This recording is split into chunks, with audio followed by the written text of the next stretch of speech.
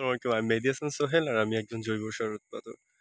Finally আজকের রাতটা একটু দেখাবো যে আসলে ভার্মি কম্পোস্ট উৎপাদনটা কতটা সহজ।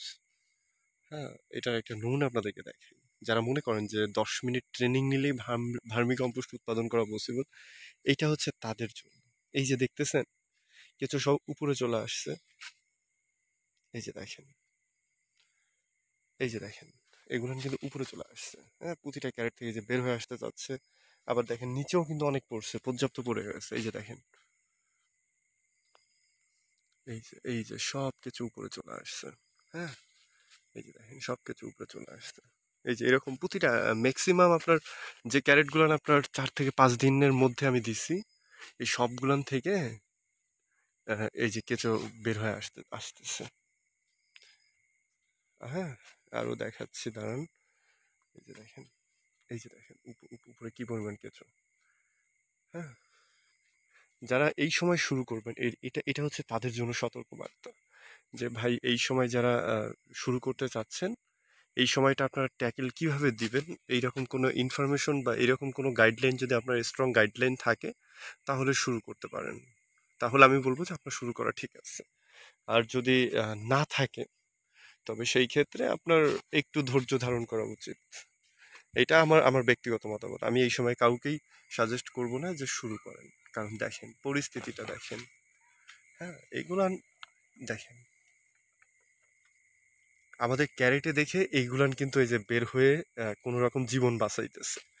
যদি এটা যদি ক্যারেটে না থেকে যদি আপনার ইয়াতে থাকতো, আপনার হাউজে বা রিঙ্গে থাকতো, সেক্ষেত্রে কিন্তু মারা যাওয়ার চান্সটা অনেক বেশি থাকে। হ্যাঁ, এই যে ক্যারেট গুলান দেখেন, আমার একটা যে আপনার দেখাই, এই যে নিচে কিন্তু প্রচুর পরিমাণে সার পড়ছে। এগুলো আমি পরশু দিন 2 দিন আগেও তুলছি, কিন্তু তারপরেও প্রচুর পরিমাণে সার পড়ছে ক্যারেট থেকে। এইটার পিছনে একটাই কারণ, সেটা হচ্ছে কিছুগুলান যখন এই যে নিচে একদম সাইডে সাইডে চলে আসছে না, এই যে দেখেন সাইডে চলে আসতেছে, তো এইগুলানের লড়াচড়ার কারণে কিন্তু এই সারগুলো আস্তে আস্তে নিচে পড়ছে। ঠিক আছে, তো এরা আসলে বাতাস একটু হাওয়া, যেহেতু একটা ভাবসা ওয়েদার, এই ওয়েদার থেকে বাঁচার জন্য কিন্তু এরকমটা করতেছে। ঠিক আছে, তো এই জিনিসটা কিন্তু খুবই সোট আপ একটা ব্যাপার। হ্যাঁ, এই সময় ফ্যান, বাতাসের ব্যবস্থা তো 100% করতেই হবে। ফ্যানের ব্যবস্থা করা জরুরি। তারপর কিছু পানির সরবরাহটাও সঠিকভাবে করাটা উচিত। হ্যাঁ, তো সবকিছু মিলাই আর কি, অনেক কিছু করার পরেও অনেক কিছু আপনার ইয়া হয় না আর কি, মেনটেন করা যায় না। তো যাই হোক, আমরা চেষ্টা করতেছি। এখন রাতে এটা কি করব, সেটা নিয়ে এখন অবশ্যই আমাদের চিন্তা করতে হবে বা চিন্তা করার দরকার আছে। হ্যাঁ, নয়তো কিছু নষ্ট হয়ে যাবে।